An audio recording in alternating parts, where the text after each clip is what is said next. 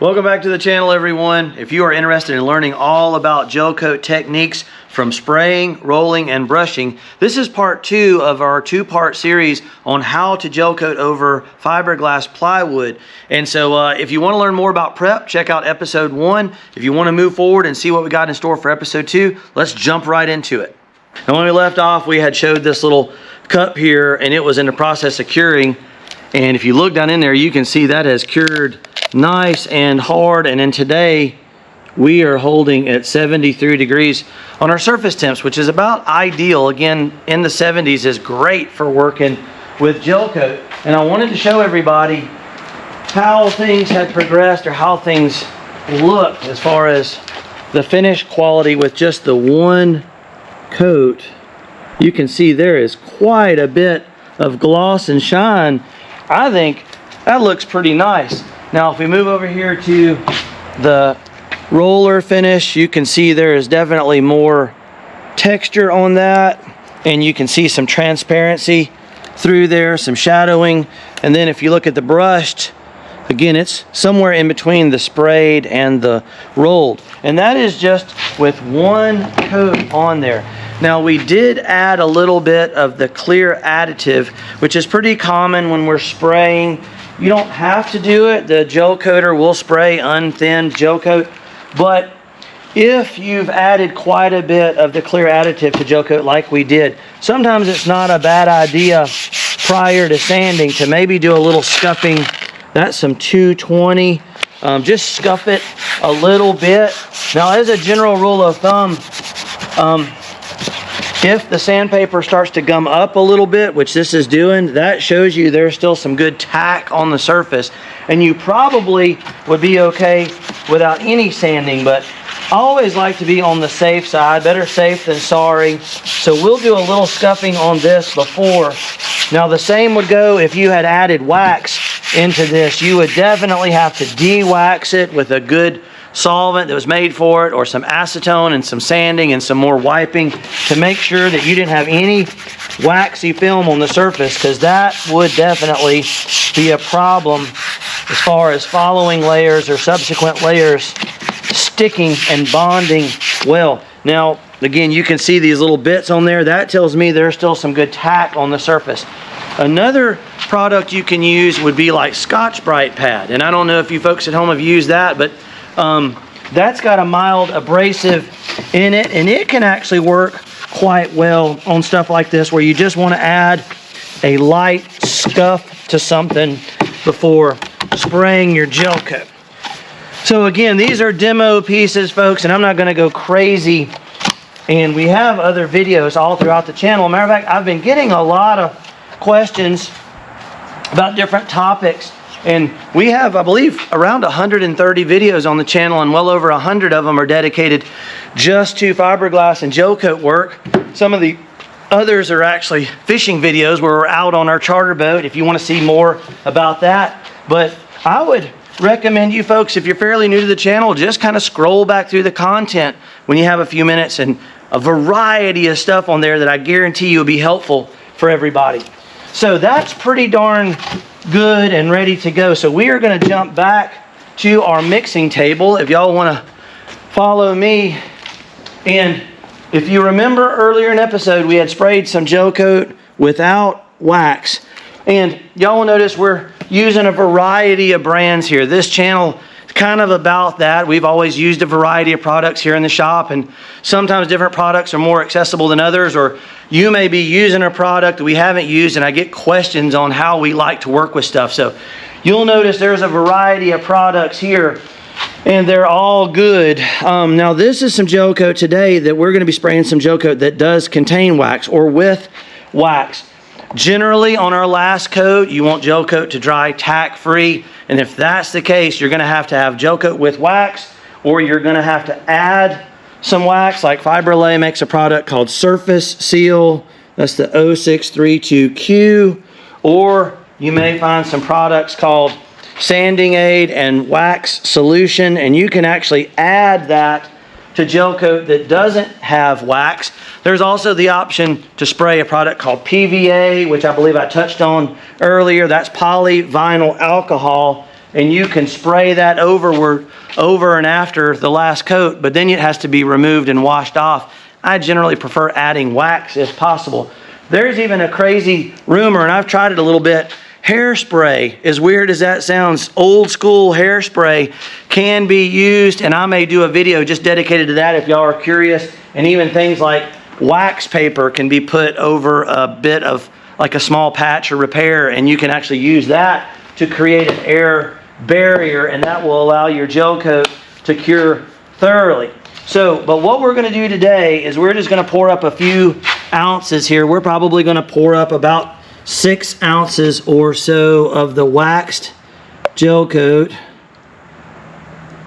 Probably, actually, that'll be probably more than enough, but let's just go with 6 ounces of the gel coat with wax in it.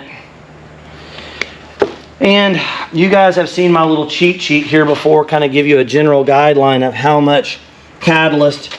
There are some diagrams online. Again, we're using the Norox, the MEKP. Remember not to use MEK. You got to have the MEKP is going to be your actual hardener. And what we're doing with our 6 ounces is we are going to split the difference between the 4 and 6. So we're going to go, let's say, like 3.75 or approximately 4 cc's. That is going to be right about there. Now remember, gel coats and resins generally 1 to 2%, but there's some flexibility there. Unlike epoxy products, you need to be very, very accurate in your mixing ratios. And again, you folks on the metric system, you have it probably a little bit easier than we do here. A little bit easier to kind of calculate what 1 to 2% would be. Now there are some products out there that are based on weight of the product, not volume, and you can get some little inexpensive digital scales. It can be had for around 25 bucks or so, some very decent digital scales that'll tell you exactly what you're adding. But a good thorough mix always. Now again, this does have some wax already. It comes from the factory in it, but I have in the past. There's nothing wrong with adding a few cc's. Say if you want to add about equivalent to the catalyst or even a little more, that's probably on the generous side. That's going to create that waxy film, and I probably get more questions on that than about anything else. Now typically, if I were doing this in a production shop, I probably would have added the wax before I added the catalyst. But as you can see, it can be done even after you've catalyzed it. But you got to mix it in very thoroughly. And something to remember, if it's cold outside, the wax in the Modifier C solution will actually congeal and it'll be in big clumps. So you may have to warm it and the gel coat up. All right, so very thorough mix. Now again, I've got a few little tricks. We're going to be brushing, rolling, and spraying. And one thing you can do when I'm getting ready to prep a roller, got a little bit of gel coat on there. That's not what we wanted. But a lot of times if you have compressed air, I will spin this thing up.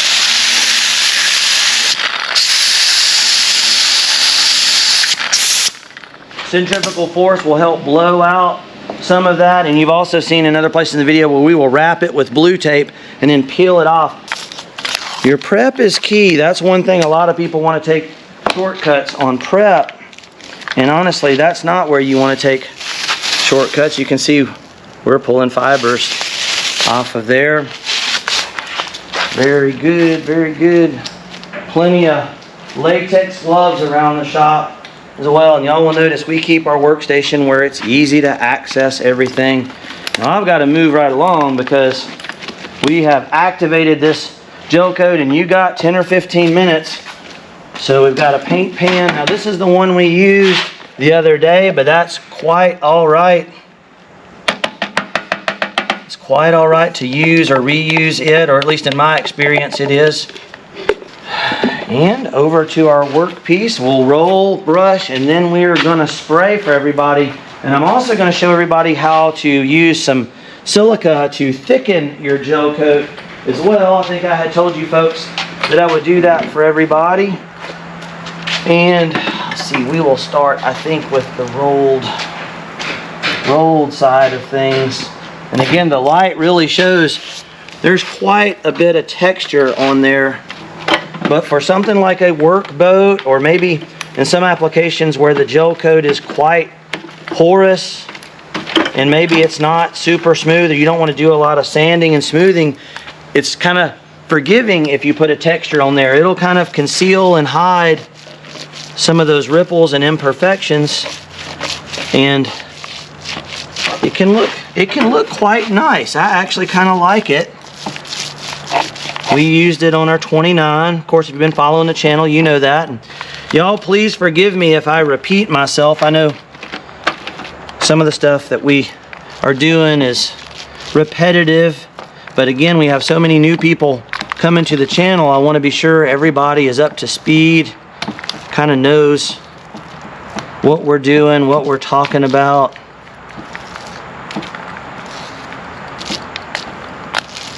Now, in a lot of cases, 3 coats may be required. Sometimes 2 will cover. I mean, it's kind of one of those things depending on the conditions and the circumstances and your expectations.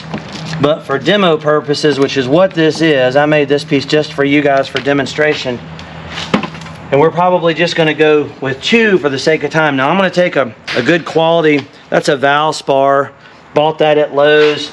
You can just pick up a little bit of gel coat on the tip. Now, if you happen to see any loose hairs in there, you're going to want to pull those out. And then we'll come in some of these areas that are harder to get with a roller, and you can kind of just dab it in. The end of the brush will kind of somewhat meet or match the texture of the roller. Can be good for getting down in those corners as well, and just kind of put a little texture. That was real common when my father was building boats. We did a lot of just rolled gel coat for work boats, and what's nice about this is in a year or 2, if you want to, you can come back in and freshen that up if need be. And I think that looks pretty good for like more of a commercial or work boat application.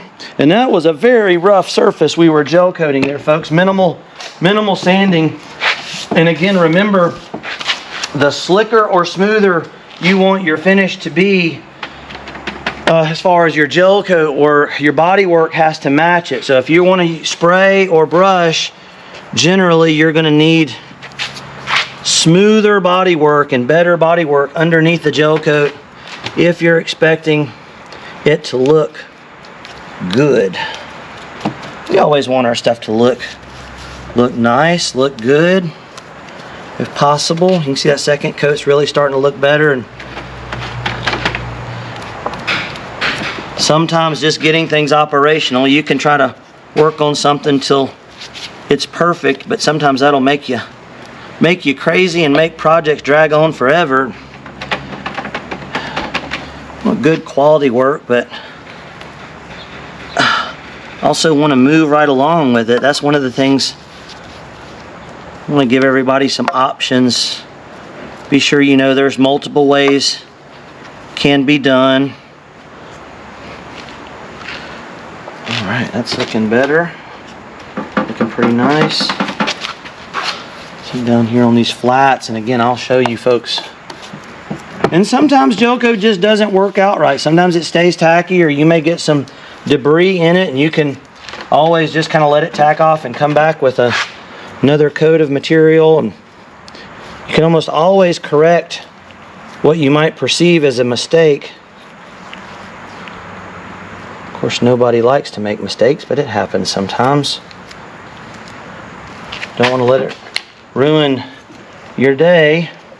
Alright, so there we can show what the brushed finish on gel coat is versus the rolled finish. Again, I probably get more questions on gel coat and gel coat finishing. So I think we're going to just call that good enough, and I'm going to go prep.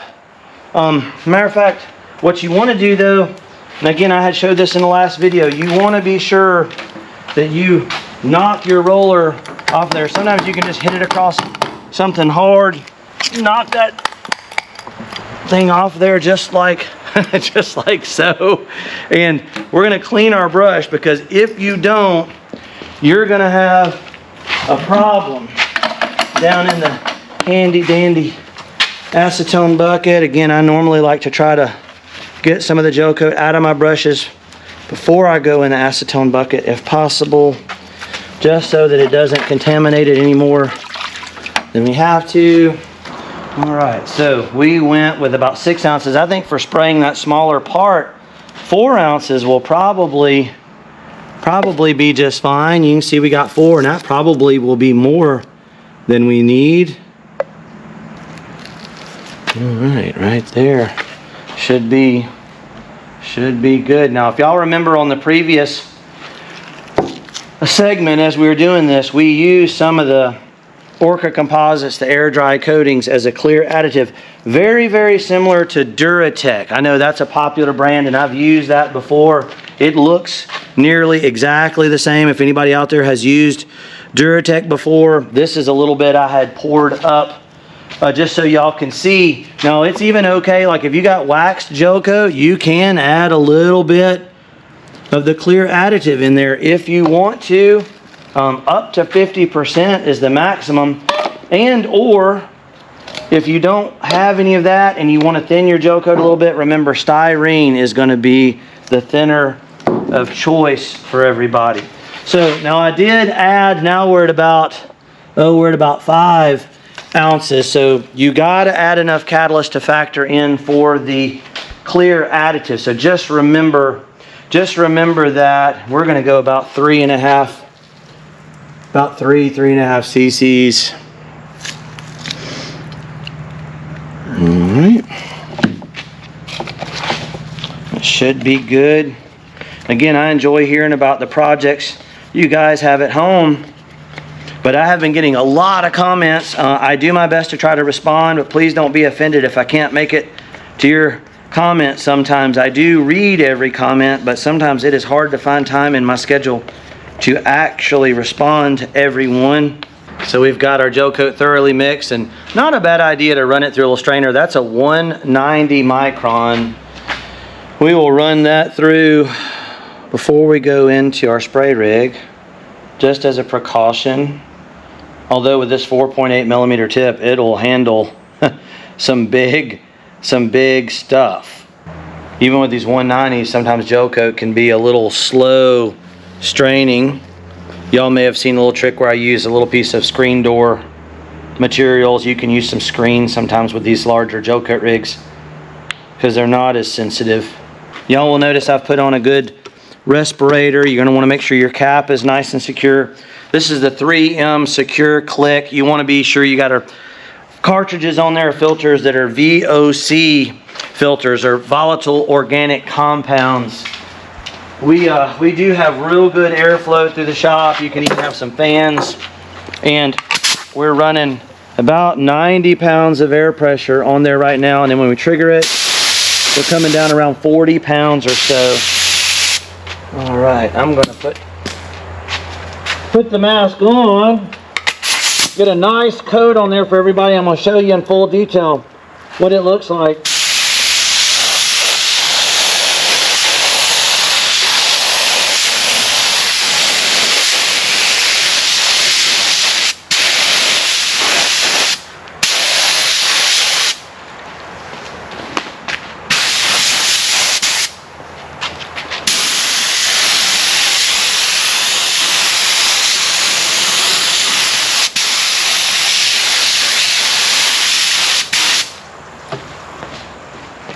Now sometimes you'll get you'll have little pinholes.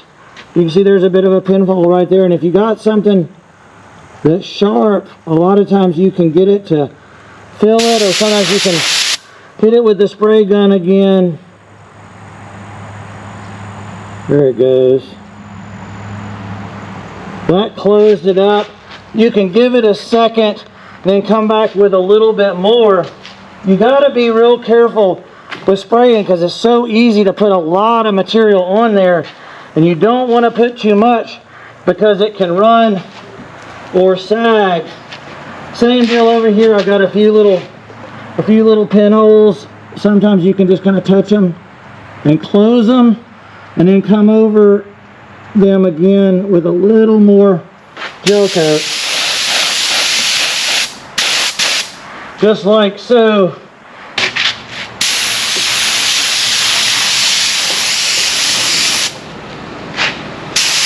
Little pinhole there, kind of same deal. I'm just going to see if I can, there you go, a little bit of gel coat fluid in it.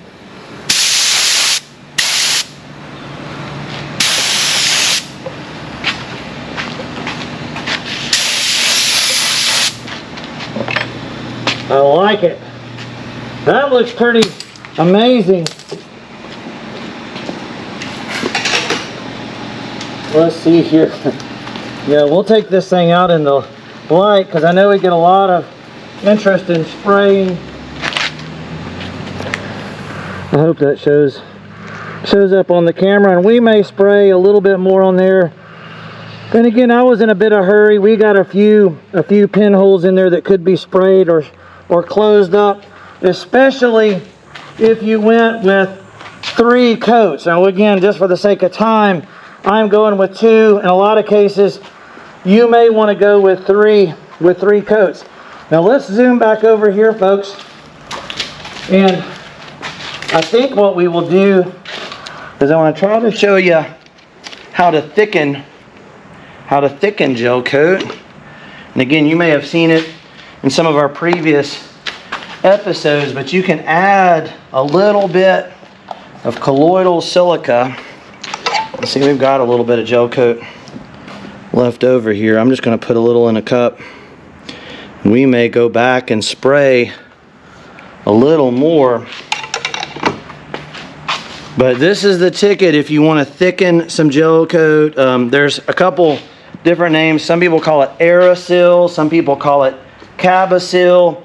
Now you do want to be cautious when you're mixing this product because it's not good to breathe that fine dust.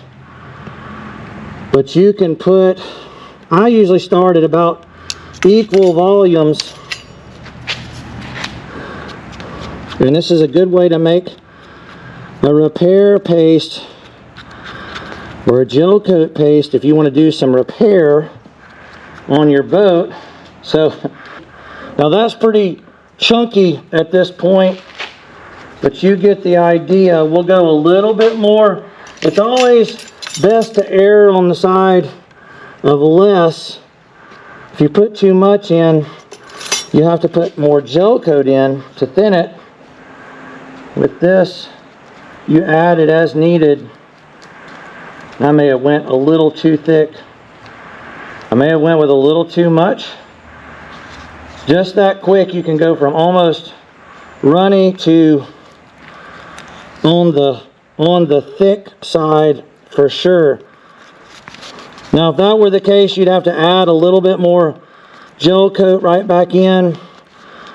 That could probably be salvaged though. If you look, you can see you can make a thickened putty or paste as needed. So I hope I covered most of the bases. Remember, if you want to spray it, hard to go wrong with the gel coater. Reach out to those folks. Be sure to tell them that you heard about their spray rig at Fish Bump TV. If you want some quality gel coats, you can contact Total Boat. Also, Fiberglass Warehouse was a supplier for the raw resin and material we used when we were glassing that piece. And I do enjoy the comments. So folks, if you have some ideas or questions or suggestions, and I'm in the process of doing some shorts on the channel, and sometimes I can easily answer specific questions via or through a short. So if we see shorts come up, please feel free to check those out. So hopefully y'all enjoyed it. If you did, please remember the thumbs up really helps the channel, as does the likes, comments, sharing on other platforms. This is Captain Joe here, Island Marine Charters, Fish Bump TV. My son Logan is my amazing cameraman, and we will catch you folks in the next episode.